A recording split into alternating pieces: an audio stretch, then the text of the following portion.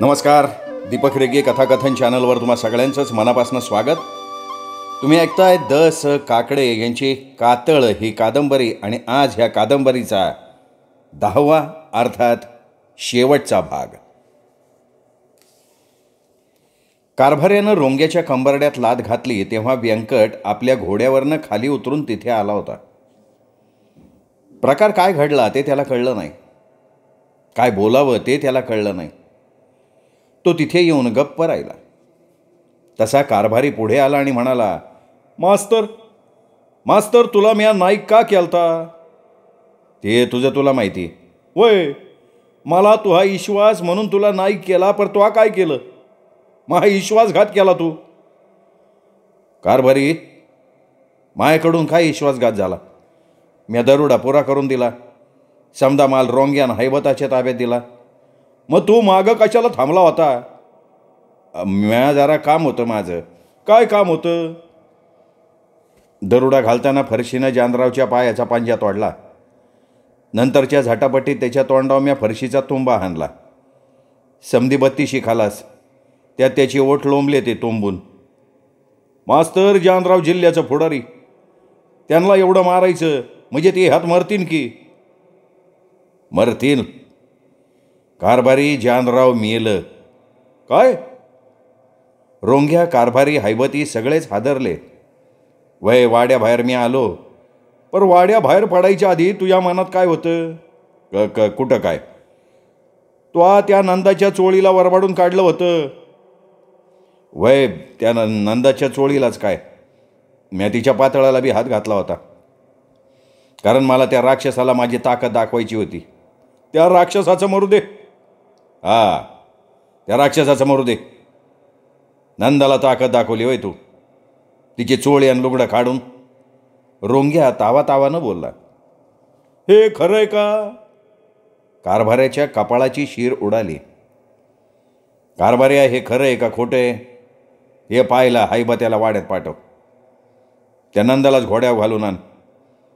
मग तिच्या सामने तिला विचारा, म्या तिची आबरू घेतली असं ती म्हणाली तर मला या मारुतीच्या देवळात जित्ता जाळा.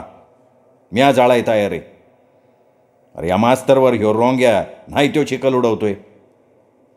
कारभाऱ्यानं जळजळीतपणे रोंग्याकडे बघितलं आणि मग तो बोलला, रोंग्या परसलस. अरे ह्यो बेआबरू करणारा मास्तर नाही, बेआबरू कोणी केली तर त्याचा मुडदा पाडणारा मास्तर आहे. कारभारी ठाम शब्दात बोलला. कारभाऱ्या, या मास्तरनं त्या जानरावची जान तर घेतलीच, पर त्यानं त्याची जवान पोरगी बी लुटली. साप झूट. कारभारी केवढ्यानं तरी किंचाळला. कशावरनं? म्या म्हणतो अरे मास्तर मर्द आहे, धाडशी आहे. अरे तो आपल्या जातीचा नसल, पर आपल्या जातीचा पराक्रम त्याच्या रक्तात आहे. तो तुमच्या समद्यात मर्दमुकीला उजवा आहे म्हणून त्याला पाण्यात बघताय तुम्ही. रोग्या, तुला हैबत्याला त्यांनी पासलं पाडलं होतं सामन्यात म्हणून तुमचा त्याच्यावर डूख आहे. कारभाऱ्या, तुला आमची जरूर नाही. हा, जरूर नाही. रोंग्या, तुझी जरूर नाही. आज मास्तरमुळे एवढा दरोडा मिळालाय, त्याचं का कौतुक नाही? पर या मास्तरच्या नाईकगिरीनं आपल्यापुढं संकटाचा भांडा वाढून ठेवलं, त्याचं काय? अरे काय म्हणतोय ते नीट फोडून सांग की. या मास्तरनं त्या जानरावाला असा फरशीनं खच्ची केलाय की तो जगतच नाही. त्यात त्याची पोरगी लुटली. उद्या सकाळपर्यंत पोलीस आपल्या वस्तीवाल्या बिगर राहणार नाहीत. अरे पर पोलीस दरोडा पाडला का नेहमीच भिल, बिरड, ठाकर यांच्या वस्तीवर येतात, पण आपण प्रत्येक टायमाला सुटलो का नाही? पर या टायमाला पोलिसाच्या हातनं सुटणं जमणार नाही का? या मास्तरनी समजा घोळ घालून ठेवलाय. अरे काय घोळ घातलाय म्या? व्यंकटही बोलला. मास्तरा, तू आमच्या वाडीला कलंक आहे. रोंग्या. व्यंकट त्याच्या अंगावरच धावला. रोंग्यानंही फरशी उचलली, तो व्यंकटवर धावला. कारभाऱ्यानं बाकीच्यांना इशारा दिला तसे सगळे उठले. सगळ्यांनी रोंग्याला मागे खेचत नेला. कारभाऱ्यानं व्यंकटला धरला. दोघेही एकमेकांवर तुटून पडू बघत होते आणि त्याच वेळी मारुतीच्या पटांगणातली सर्व दरोडेखोरांभोवती पोलिसांचं कडं आवळलं जात होतं. त्यांची गाडी, त्यांची विजेरी, त्यांच्या बंदुका सगळं सावध होतं. वडाच्या झाडावरनं घुबड उडालं. मारुतीच्या देवळात गेलं आणि ते मोठ्यानं घुमलं. कारभाऱ्यानं तो आवाज ऐकला. त्या टेकाडवाडीच्या खोऱ्याचा तो सगळ्यात जुना दरोडेखोर. त्याच्या अंगावर कितीतरी जखमा. त्याला त्या खोऱ्यातल्या सगळ्या शकून अपशकुनांचा अभ्यास. मारुतीच्या देवळातनं घुबड घुगलं हा तर धोक्याचा इशारा. रोंग्या, ऐबत्या, कारभाऱ्यानं सावध इशारा दिला. आजपर्यंत असा काही धोका असला की कारभारी इशारी द्यायचा आणि मग सगळे पाळायचे. टेकाडवाडीच्या डोंगरदऱ्या, जंगलपट्टी ते जवळ करायचे, पोलिसांच्या हाती लागायचेच नाहीत. रोंग्या, आता मास्तरचा राग इसर. घुबड घुगलंय, आपण सुटायचं बघा, बहुतेक पोलिसांचा गराडा येतोय. म्या म्हणलं तेच झालं का नाही? मास्तरनं काशी केली का नाही दरोड्यात? अचानक सगळ्या बाजूनी गोळ्यांचा वर्षाव व्हायला लागला. गोळ्या झाडत झाडत पोलीस चहूबाजूंनी पुढे येत होते. कारभारी, काय करायचे? रोंग्या हैबत्यानं कारभाऱ्याला विचारलं. अरे आता काय, आता तुटून पडायचं. रोंग्या, हैबत्या, सोन्यानं बंदुकीची तोंड आसमानाकडे केली. त्यांनी बार टाकले, आवाज दिला, आम्ही तयार आहोत.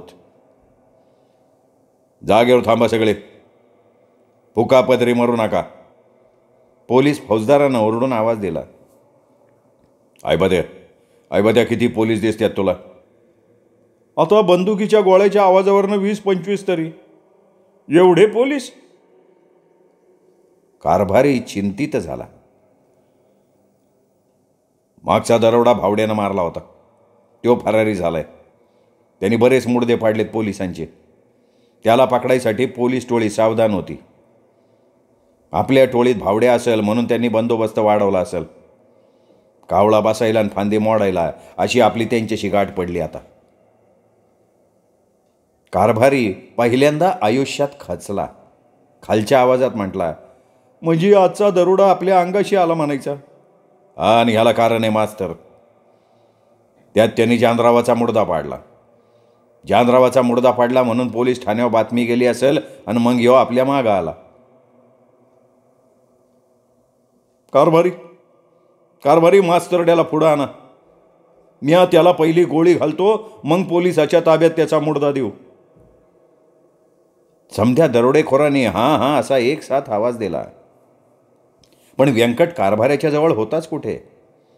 त्या गडबडीचा फायदा घेऊन तो मागेच सटकला. कारभाऱ्याजवळ मास्तर उभा नाही हे पाहताच आपल्याच थोबाडात मारून घेतली सगळ्यांनी. सगळ्यांच्या लक्षात आलं मास्तरनं दगा दिला. रोंग्या, अरे मास्तर आहे कोणीकडं बघा. त्याचवेळी मध्यावर सर्व बाजूंनी विजेऱ्यांचा प्रकाश पडला. साऱ्या बाजूंनी शिट्ट्या, आरडाओरडा. कारभारी, समद्याने दिलेली वाटणी एक करू. त्याचं गोंडपाड बांध आणि तू मारुतीच्या मूर्तीच्या मागं लप. मी लपू आणि दरोड्याचा माल घेऊन? वय, पोलिसांच्या तू हाती लागला तर मागच्या समद्या दरोड्याची जबानी तुझ्याकडनं घेतील. अरे येऊ दे पोलिसांना, पकडू दे मला. तुमच्या बिगर म्या नाही जागायचा. अरे पण आम्हाला तुरुंगातनं सोडवायला कोणीतरी पाहिजे की बाहेर? पोलीस मला सोडणार नाहीत, माझा शोध घेतील ते. कारभारी, तू लपजा माल घेऊन मारुतीच्या मूर्ती मागं. पण कारभारी काही तयार होईना. तेव्हा रोंग्यानं त्याला मारुतीची शपथ घातली.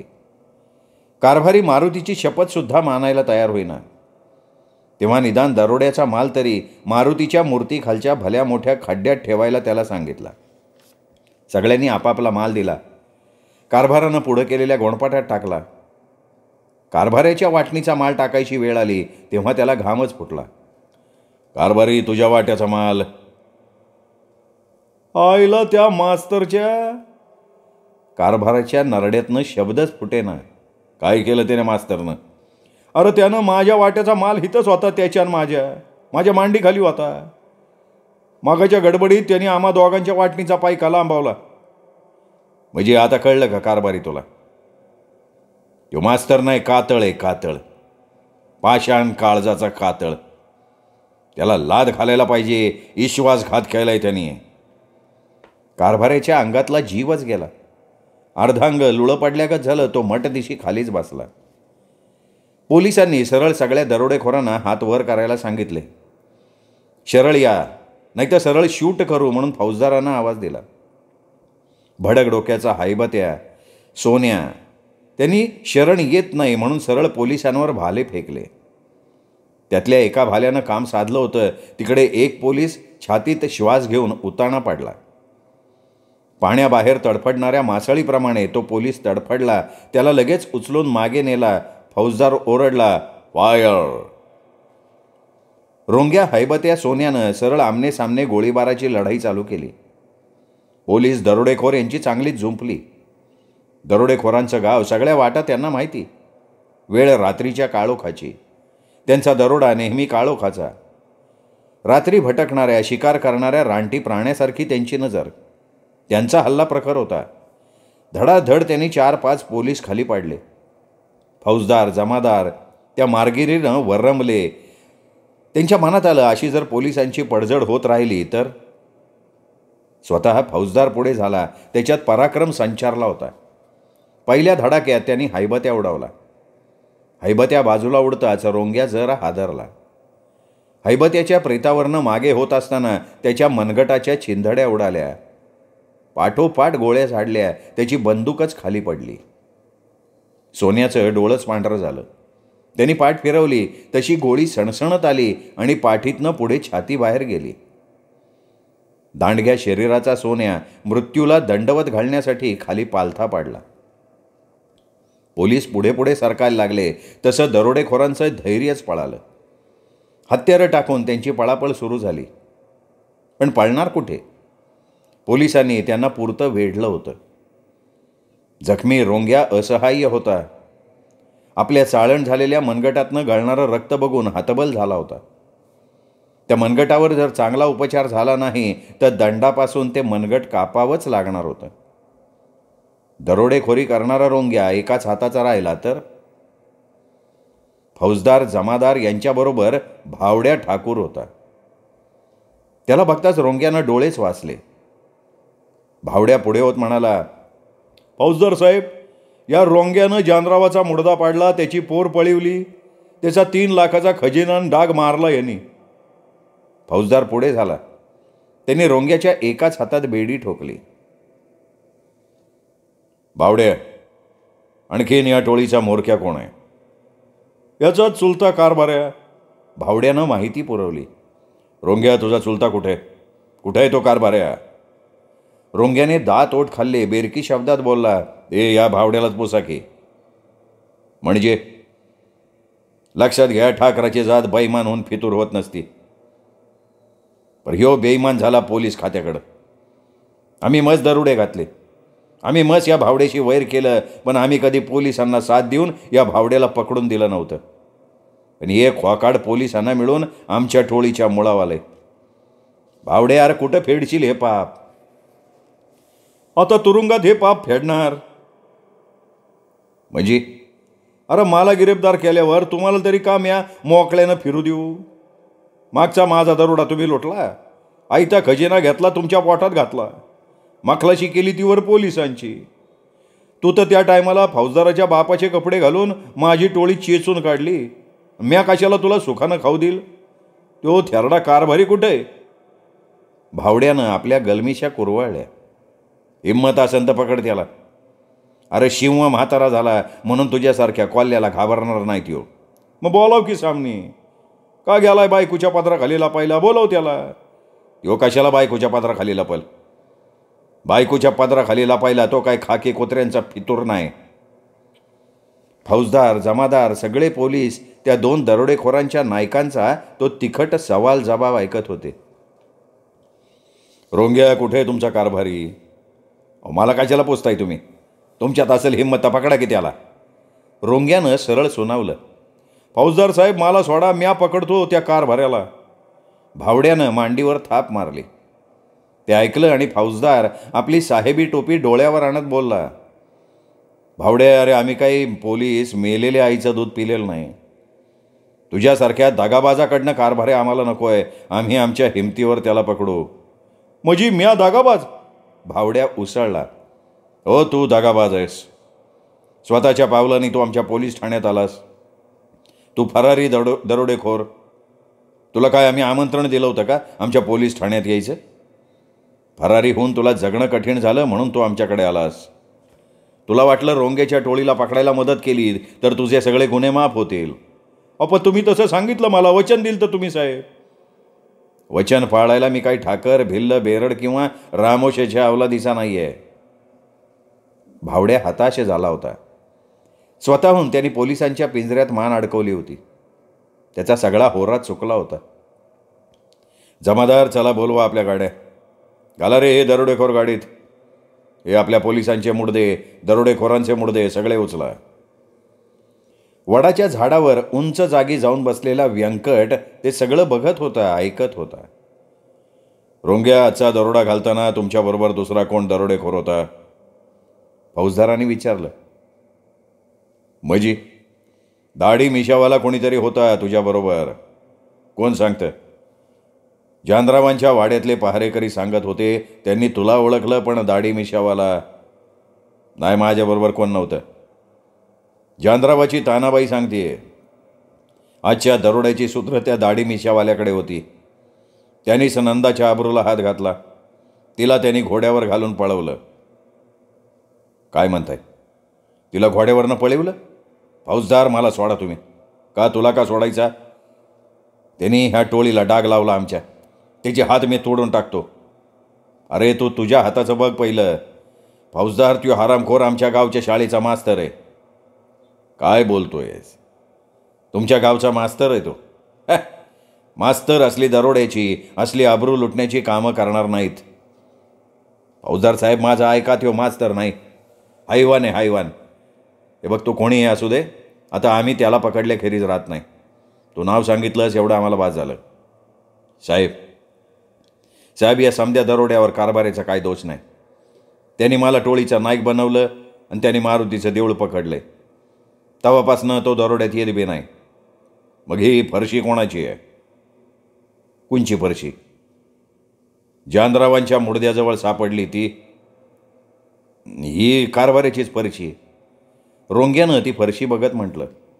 कारभारी दरोड्यात भाग घेत नाही म्हणतोस, मग ही फरशी जानरावांच्या मुडद्याजवळ कशी होती? अहो साहेब, कारभाऱ्यानं ती मास्तरला भेट दिली होती. तोच आजच्या दरोड्याचा नाईक होता. त्या दरोड्यात मास्तरने ही फरशी वापरली आणि जानरावाचा मुडदा पाडून त्याच्या पोरीला पळवण्याच्या गडबडीत तिथंच टाकली.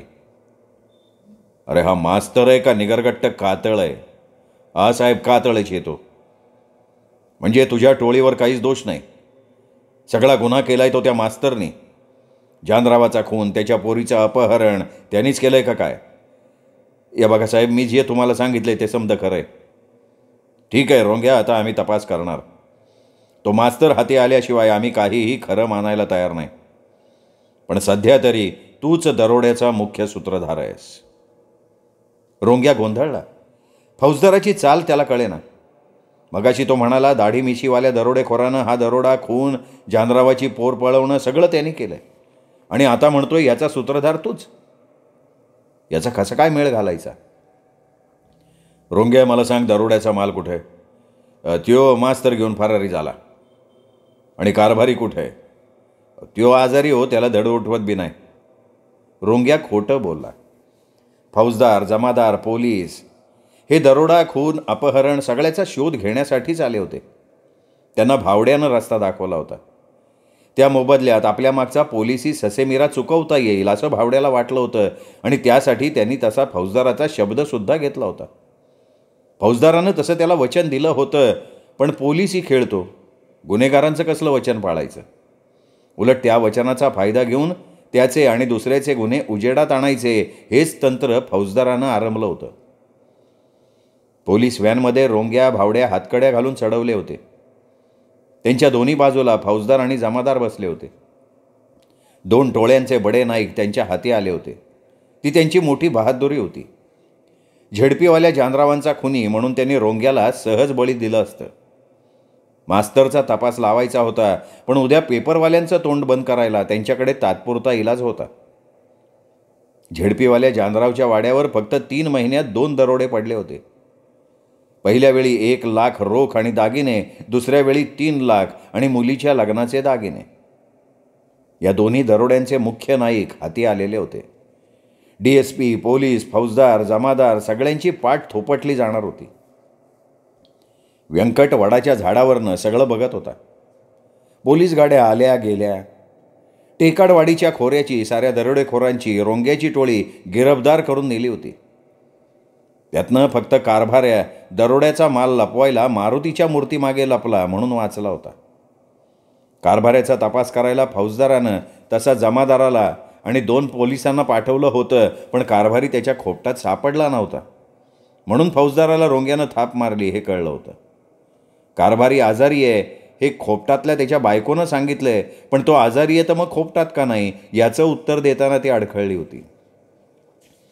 कारभारी आणि मास्तरला पकडण्यासाठी फौजदार आपलं नवं पथकच जंगलपट्टीवर पाठवणार होता.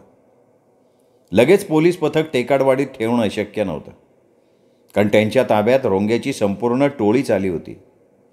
त्यात पोलीस आणि दरोडेखोर मिळून 8-9 तरी मुडदे पडले होते. पोलीस ठाण्यावर जाऊन सगळी नोंद करणं फार जिकिरीचं होतं, म्हणून फौजदार आपल्या साऱ्या जाम्यानिम्यासकट संगमनेर पोलीस ठाण्यावर गेला. तिथे पेपरवाले आणि बरेच पुढारी झेडपी जानरावच्या वाड्यातल्या सर्व प्रकाराची माहिती घेण्यासाठी गर्दीच करणार होते. सर्व काही गोंधळ बंद झाल्यानंतर कारभारी मारुतीच्या देवळातनं बाहेर पडला. त्याच्या पाठीवर दरोड्याच्या मालाचं बोचकं होतं.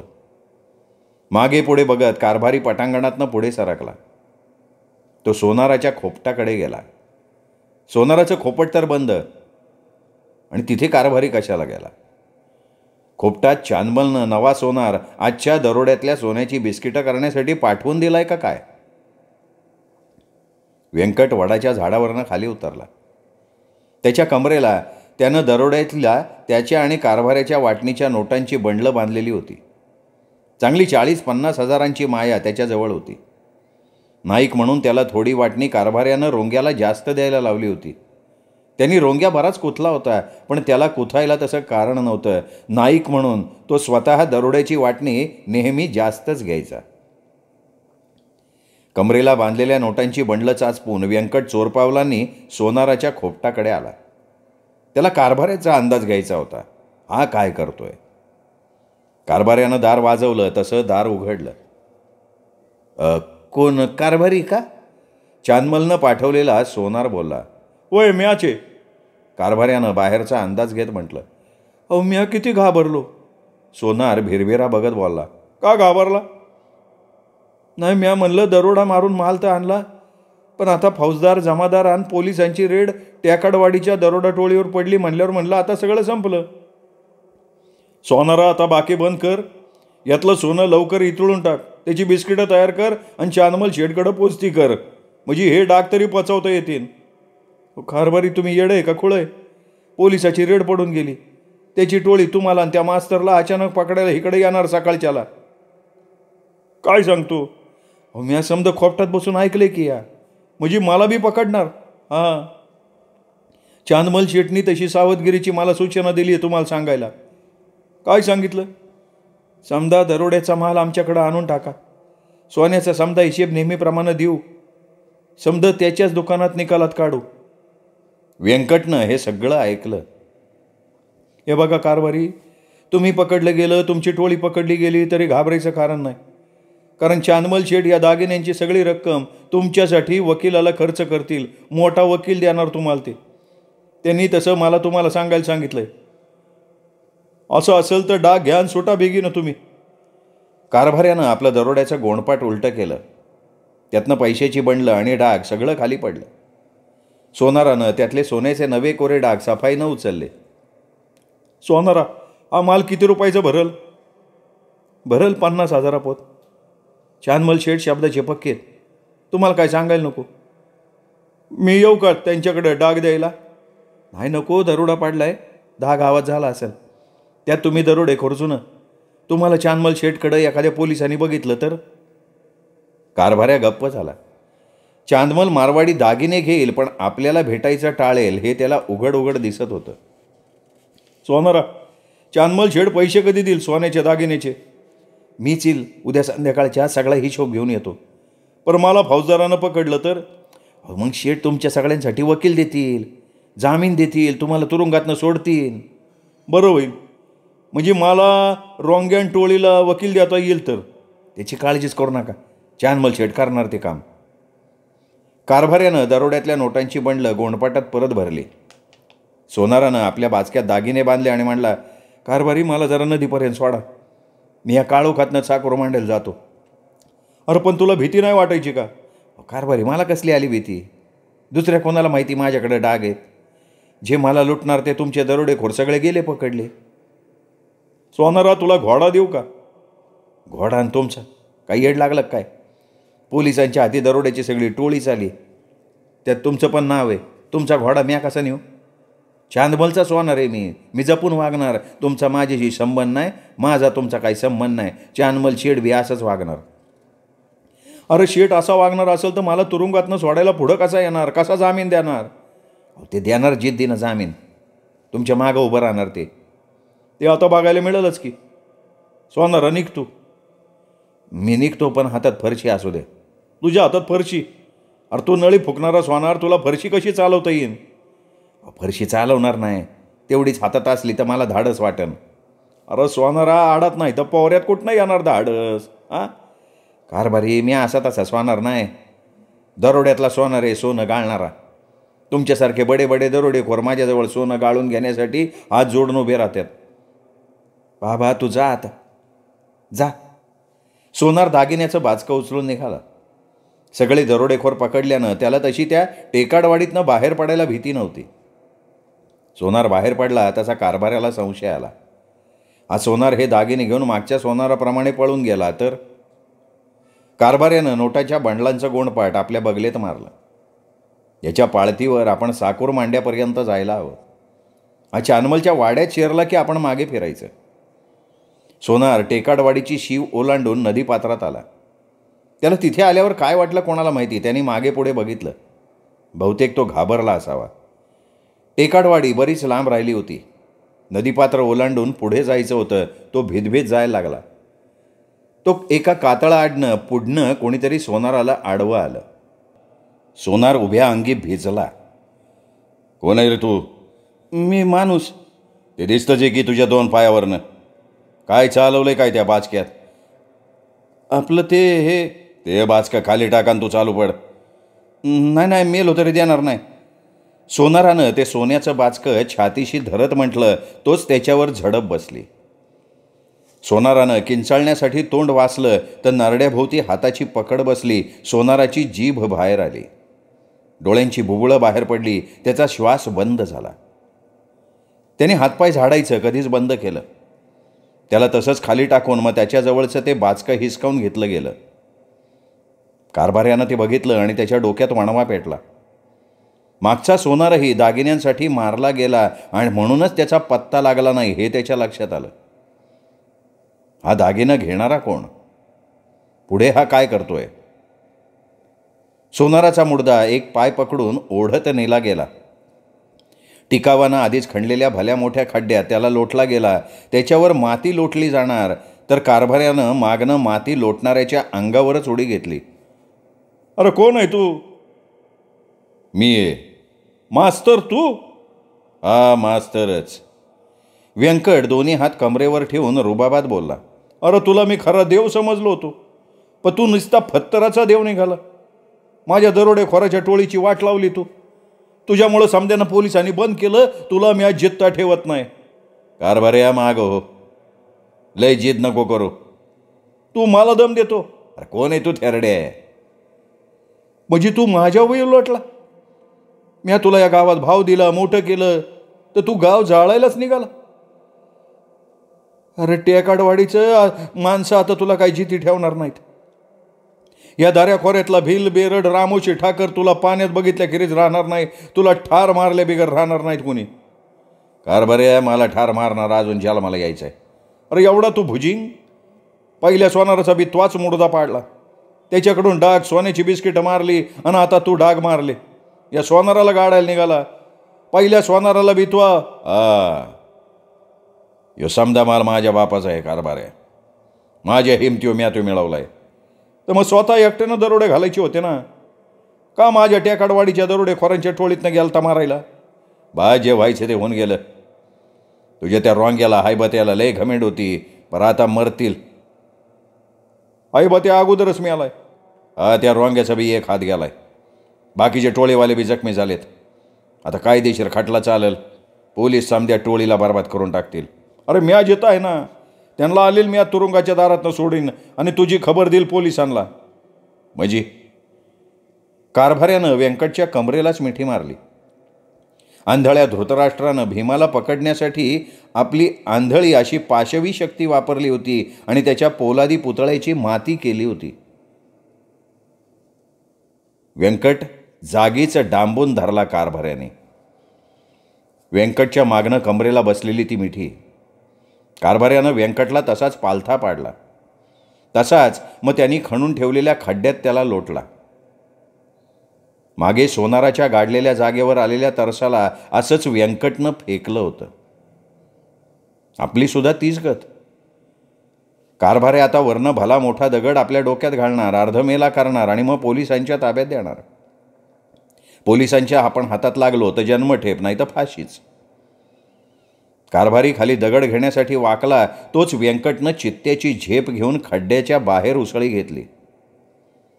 हा कारभारी आपल्याला जिवंत राहू देणार नाही हे नक्की. कारभाऱ्याला सोनाराच्या सोबतीला पाठवावं काय? क्षणभरच तो विचार त्याच्या डोक्यात आला, पण लगेच त्याला कारभाऱ्याचं मोठं मन आठवलं.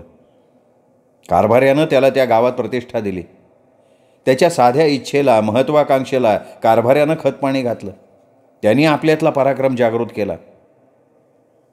पण कारभारी गप्प बसणार नाही. पोलीस, फौजदार कारभाऱ्याला आता काही टेकाडवाडीत बसू देणार नाही. त्याला गजाआड नक्कीच करणार. कारभाऱ्या, व्यंकटला समोर बघताच कारभाऱ्यानं त्याच्याकडे बघितलं. साले हे मास्तर 12 बॉड्याचंच आहे. लगेच खड्ड्यातनं बाहेर आला. आरामखोर, काय झालं कारभारी? अरे तुझ्यामुळं एवढं रामायण घडलं. म्या तरी काय करू सांग? माझी कोणीच परवा केली नाही, मग मी कोणाची परवा करणार नाही. अरे तू जो जानरावाचा मुडदा पाडला त्याचं एक टाईम ठीक आहे, पण त्याच्या पोरीला पळवली. बास कारभाऱ्या, इथंच थांब. का? ते मला कोणाला सांगायचं नाही. मला या कारभाऱ्याला बी सांगणार नाही. नाही तू कोण आहेस रे माझा कारभाऱ्या? अरे मास्तरा, तुला पोटच्या पोरागत मानला मी. रोंग्यापेक्षा तुला जवळचा मानला. रोंग्याच्या उराव मी आमच्या टोळीचा नाईक केला तुला. व्यंकटला ती उपकाराची भाषा आवडली नाही. त्याचं मस्तक दुसऱ्याच विचारानं गुंगलं. तो तसाच मागे झाला आणि त्यांनी सरळ कारभाऱ्याला उचलला, सोनाराला ढकलून दिलेल्या खड्ड्यात लोटला. व्यंकट खुनशीपणानं हसला. त्याच्या हातात कारभाऱ्यानं आणलेला पैशाचा गोंडपाट, सोनाराजवळचं दागिन्याचं बाचकं होतं. त्या आधीच्या दरोड्यातली सोन्याची बनवलेली बिस्किटं पारशा एरंडाच्या बेटात गाडली होती, तिथे तो गेला. भसाभसा त्याने तिथली माती उपसली. ते बेट मोठं होतं, तिथे कोणी जाणारं नव्हतं. त्यांनी पैशाच्या गोंडपाटात दागिन्याचं बाचकं टाकलं. मग खड्ड्यात त्यांनी हात घातला. बिस्किटं जाग्यावर होती. बिस्किटाभोवती त्याचं फाटकं शर्ट होतं. ती बिस्किटं त्यांनी गोंडपाटात टाकली. तिथला खड्डा त्यांनी आणखीन मोठा केला आणि तो सगळा खजिना आत लोटून दिला. आत दगडगोटे टाकून त्यांनी माती लोटली. त्याच्या कमरेला नोटांच्या बंडलाचा कसा होताच. आता तो मास्तर राहिला नव्हता, व्यंकट राहिला नव्हता, एक फरारी दरोडेखोर झाला होता. जंगलपट्टीतनं तो हिंस्त्र जनावरासारखा राहणार होता. त्याला हवी ती हत्यारं, निवारा तो जंगलपट्टीतल्या लोकांकडनं मिळवणार होता. त्याला हवी ती सुखं तो ओरबडून घेणार होता. सगळी सुखं ओरबडून घेण्याची त्याच्या अंगात आता हिंमत होती, ताकद होती, कारण तो आता मास्तर नव्हता. आता दरोडेखोराचं काळीज त्याच्या छातडात होतं. बलात्कार करणाऱ्या तथाकथित पुढाऱ्यांची गेंड्याची कातडी त्याच्या अंगावर होती. मडं उकरून ते खाणाऱ्या तरसाची जिंदगी त्याच्यात संचारली होती. उगवतीला दिसाचा गोंडा वर आला. नदी तीरावरची जंगलपट्टी पाखरांच्या चिवचिवाटानं भरून गेली. व्यंकट नदी तीर तुडवतच ठाकराची कांता भेटली. त्या कातळाकडे आला. तिथेच ती त्याला पहिल्यांदा भेटली होती. तो त्या कातळाकडे आला. आपल्या जीवनातल्या एका महत्त्वाच्या प्रसंगाचा साक्षीदार तो कातळ. त्या कातळाकडे त्यांनी बघितलं आणि त्याची नजर विस्फारली. तिथे तीच ठाकराची कांता बसली होती. कांता? तो केवढ्यानं तरी किंचाळला. त्याच्या आवाजानं ती उभारली. गर्भवती कांता. तिच्या चेहऱ्यावर तेज होतं. नवा बालसूर्य तिच्या पोटी जन्म घेणार होता. कांता जवळ तो गेला. त्यांनी हात फैलावले. तिचा चेहरा त्यांनी बघितला. किती समाधानानं ती फुलली होती. इकडं कुठं सकाळीच? मास्तर, म्या तुझीच वाट बघत होते. मजी? म्या त्याला सोडून आले. त्याला? त्याला म्हणजे माझ्या नवऱ्याला रे. तुझ्या नवऱ्याचं नाव तर सांगशील? कारभारी. कांता? वय, या टेकाटवाडीच्या दरोडेखोरांच्या टोळीचा तो म्होरक्या, एकेकाळचा त्यांचा नाईक. अगं पर तो किती म्हातारा, आणि तू तर तरुण नवरी. म्हाताऱ्याला तरुण नवरी बायको असत नाही वय. कारभाऱ्यानं जिंदगीभर हेच केलं रे. त्याच्या पराक्रमावर मी खुश होते म्हणून त्याच्या मागं लागली होती. त्याने घेतलं ठेवून लगीन बी केलं माझ्याशी. त्याला तरी कोण होतं? त्याची बायको मेली होती. तो मला नाही म्हणला नाही. पर कारभारी गाजलेला दरोडेखोर असला तरी म्हातारा झाल्यामुळं हवं ते सुख देता येत नाही हे मला उशिरानं लक्षात आलं. मी तशीच तडपडत राहिले, बोलता येईना. हे जवान शरीर त्याला आग लागायची. एक दिवस तुझ्या दरोड्याचा पराक्रम कारभाऱ्यानं मला सांगितला. मी खुश झाले. मला असाच बाप्या पाहिजे होता. पर तू मास्तर. म्हणलं हे मास्तर बोळगार काय कामाचं?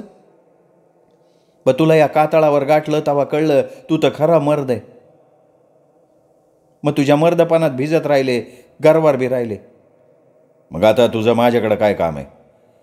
तुझ्या संगतीनं राहायला आले. अगं पर तुला समज कळला असेलच की.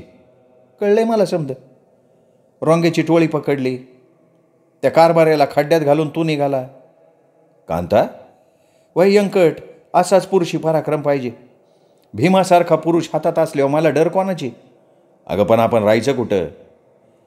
या डोंगरदऱ्याच्या समद्या वाटा, या जंगलपट्टीच्या सगळ्या वाटा या कांतीच्या पायाखालच्या आहेत. कोणच्या बी डोंगरदऱ्याच्या खाबदाडात राहू आपण. अगं पर घाबरू नगस.